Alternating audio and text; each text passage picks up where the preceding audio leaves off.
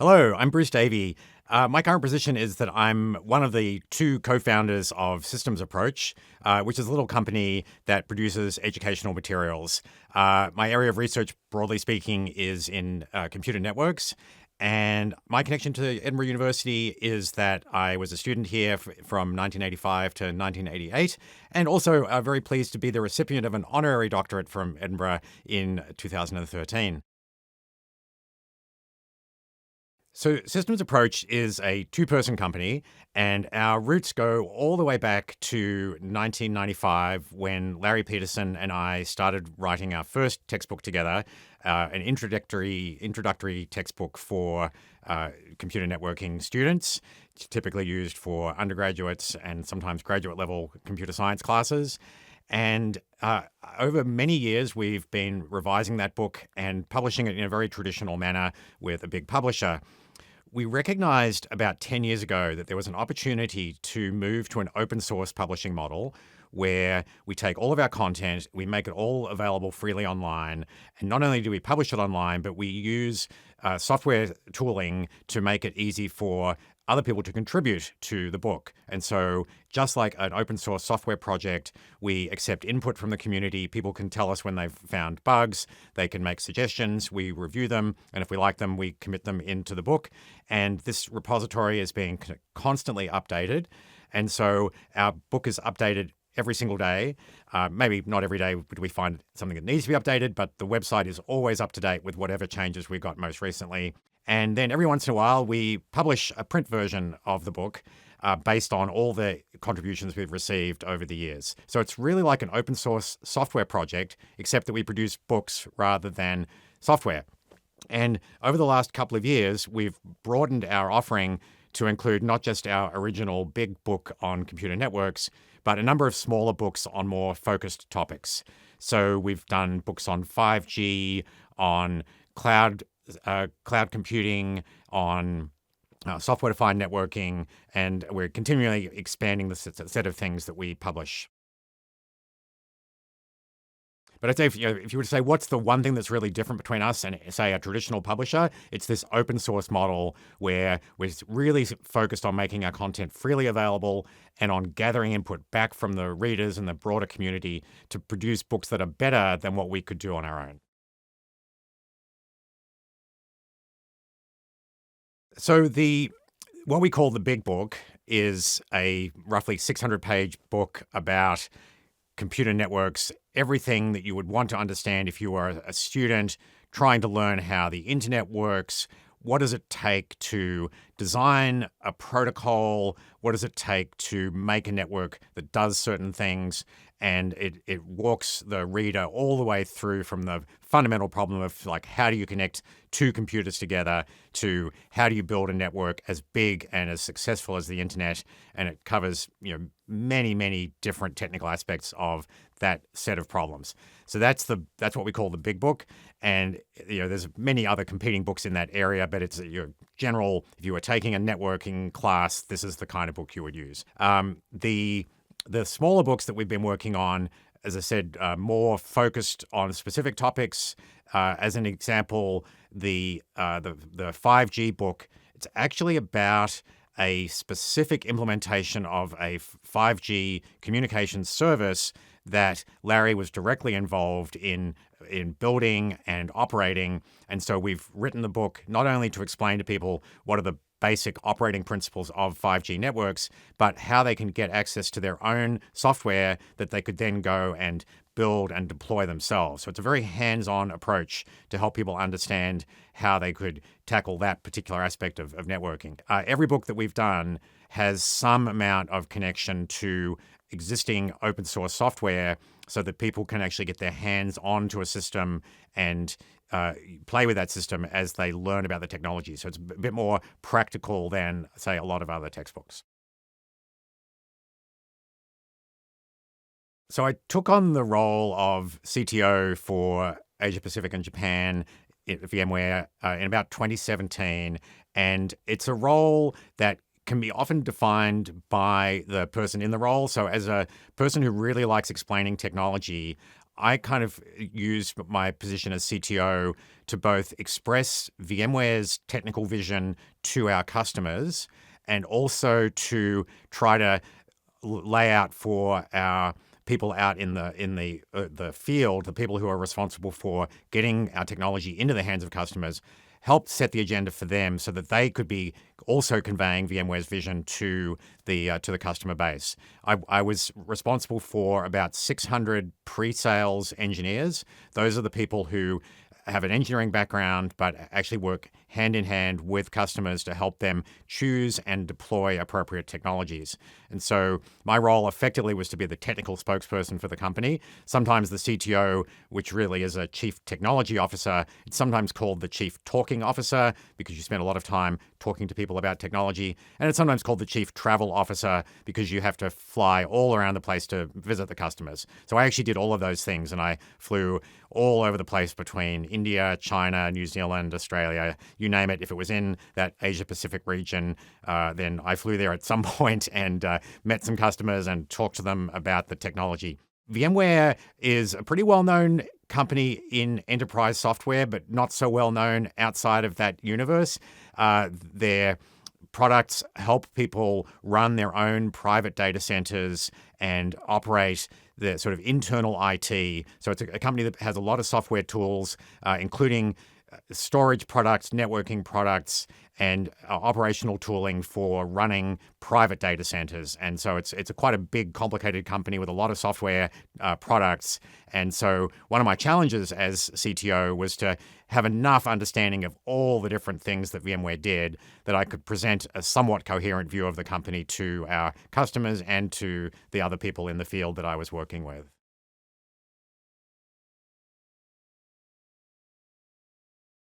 I've certainly written a few internet standards and been involved in the standard making process for a long time. And I think to get a layperson to understand the importance of internet standards, just think about when you, say, take out your phone and you want to go and visit some website. So sitting on your phone is an app. Normally it's a browser like Safari or Chrome or something like that. That app has to go and talk to a website, which could be something like, bbc.co.uk or something like that. So you want to have your browser talk to that website and get the data back into your phone. Everything in that process revolves around standards. So even just the bbc.co.uk, that name is part of the standard naming system for the internet. The way your browser makes a connection to the website of the BBC, that depends on quite a number of different internet standards so that it can establish that connection, make that connection secure, retrieve the data, understand the data. All of those steps are done in a way that anybody who reads the standard could go and implement what runs on the phone or implement what runs on the server, and they would be able to talk to each other as long as they were both conforming to the standard. So the whole process of building internet standards is about writing down the exact specification of what it takes for different devices and different pieces of software to communicate with each other predictably and reliably. So when I think about the current challenges for my research area, which I would broadly say is the internet, I think there's a lot of challenges going on around the internet architecture has got us to a very successful point where so much of the world is connected to the internet and so many people use it and rely on it. But in some respects, it's under threat. And when I think about the threats to the internet, probably the two biggest ones I would point to are excessive centralization, which is that a lot of the internet is controlled by a very small number of companies. For a lot of people, the internet really means Facebook, Google, Netflix, a handful of companies. And so you're dependent on really the whims of those companies to determine your experience with the internet. And that's very different from how the internet was 20 or 30 years ago when I was first working on it, where it was more a kind of independent collection of websites and a diversity of applications. And so in that respect, I think centralization is one of the threats facing the internet, but there will be a movement back towards decentralization, in my opinion. And we're starting to see that already with, for example, decentralized social media such as Mastodon, which is one of the I'd say, bright spots in the internet today, although it's at a very early stage. The other big concern I have about the internet is it's never been really good in terms of security. And that's a long story about the lack of a strong security architecture in the early days of the internet that we've been trying to catch up with ever since. And so I think we've incrementally added some security features to the internet over time, and we're still sort of chipping away at that. But the fact remains that it's still quite vulnerable to well-organized attacks, and there's lots of work to be done to improve the internet. So for me, the centralization or decentralization and security, they're the two big things that I worry about and would sort of encourage people to be thinking, how do I make a contribution to the future of the internet? It would be tackling those issues.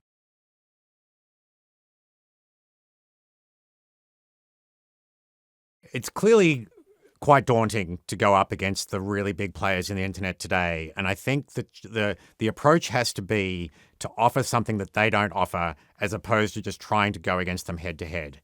So if I take the example of Mastodon, which is probably the most successful decentralized social media application today, there's nobody trying to be the next Facebook or the next Twitter. In fact, that's the exact opposite of what people want to do. It's based around open source, which means many people can contribute to it and make it better. And it's also based around a decentralized operational model, which means anybody who wants to can go and get access to some software and create their own piece of what's called the Fediverse, which is the sort of the federated universe of these decentralized applications. And so the approach has to be, don't try and build yet another big centralized thing, just like what Facebook and Twitter and Netflix, et cetera, have done. Go and build something completely different, and then it has to offer something to the users. And what I think people are finding very attractive about the decentralized social networks is they can have a community of people who share their own values, responsible for things like content moderation. And then you also have things like the ability to move your entire social network from one server to another without losing all your connections.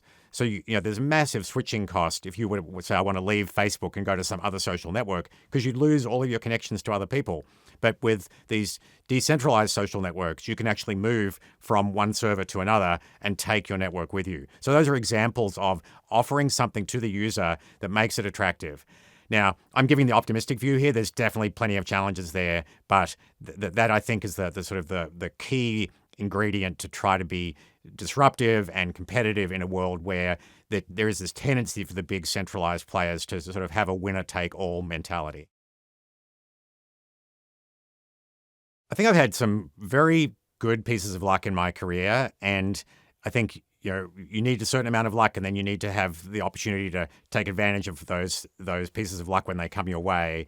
So, as an example, when I finished my PhD, I was quite keen on getting some experience working in America, and I just happened to have a friend who had done a few months of work at an organization based in New Jersey that turned out to be at the forefront of internet research in 1988.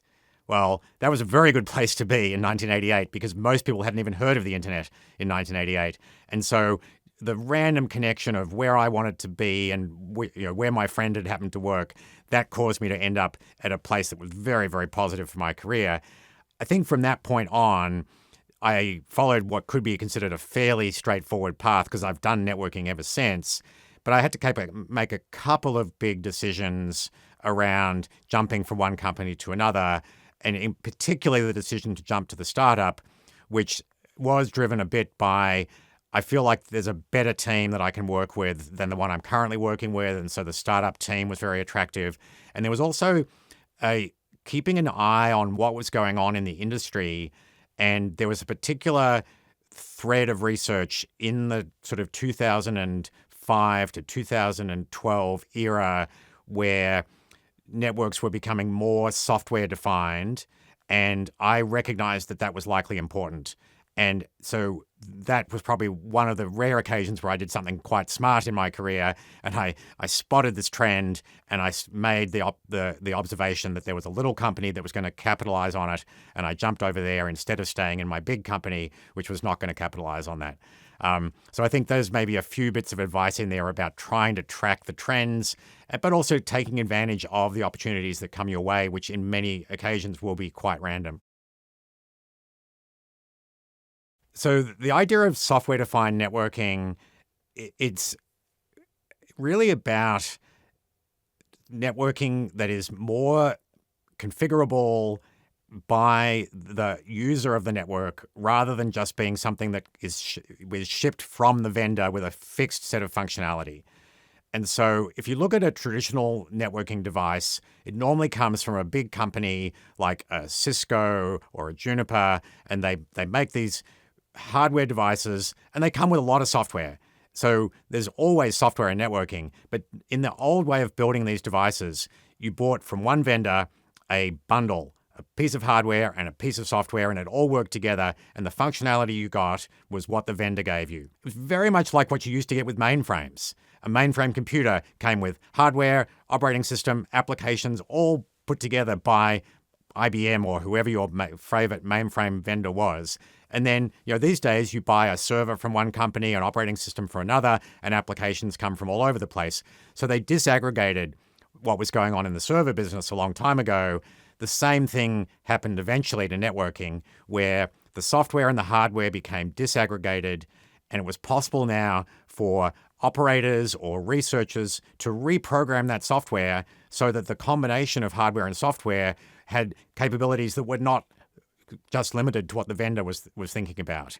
And this has become absolutely fundamental to how many people operate their networks today, that you don't just buy from Cisco and get what Cisco wants you to have. You buy your hardware from one place, your software from another, and you may, if you're sufficiently skilled and sophisticated, write the software yourself to modify the behavior of your network. This is certainly what the big players like Google and Amazon, they all have taken this approach to how they build and run their networks.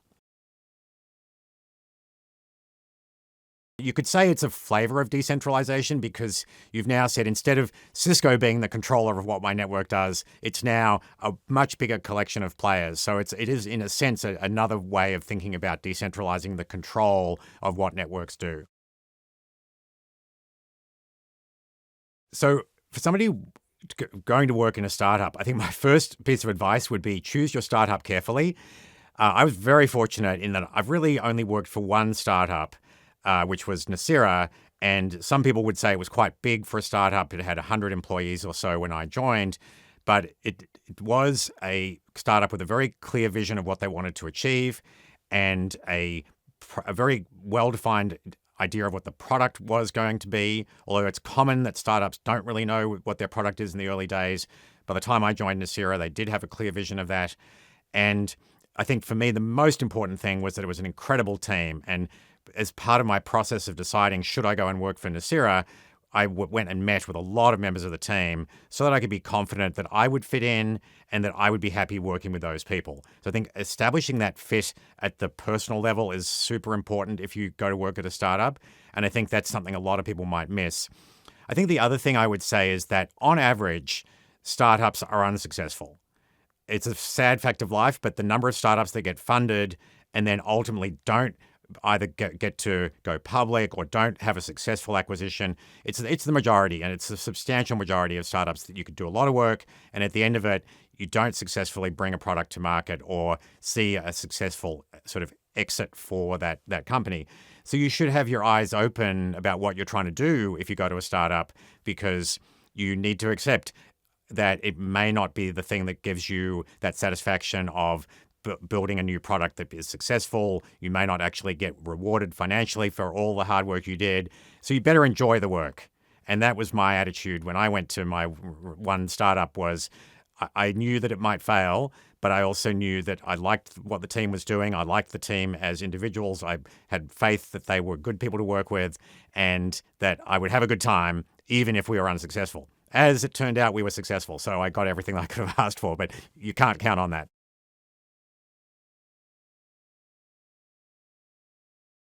So when I came to Edinburgh, I actually had a reasonable level of interest in artificial intelligence, which is one of the reasons I came here.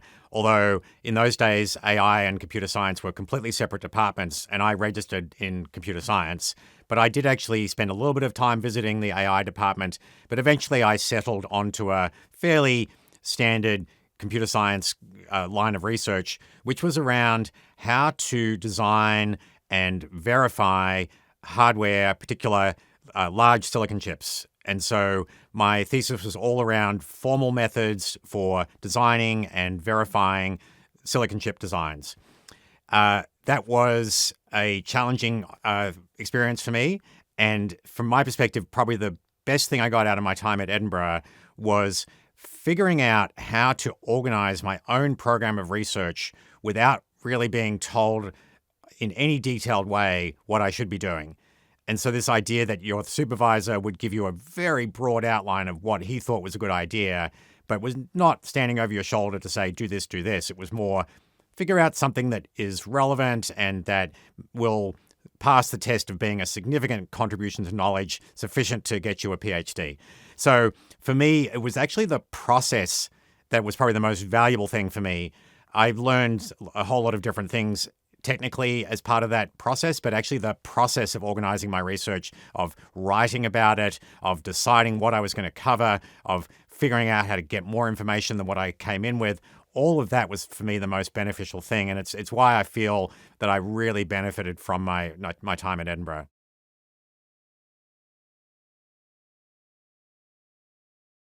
I've always really enjoyed being very active, and running is the sport that I'm most passionate about.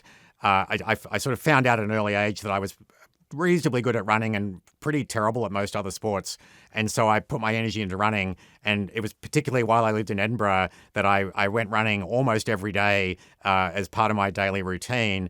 And in the end, I became a very passionate runner, and I've kept that going all my life. So it's been an important thing for me to stay physically active, and normally to try to fit in a run at some part of my workday so that I'm not just in front of a computer all the time. I find it invigorating and clears my mind and helps me be more productive after I've been out for my run.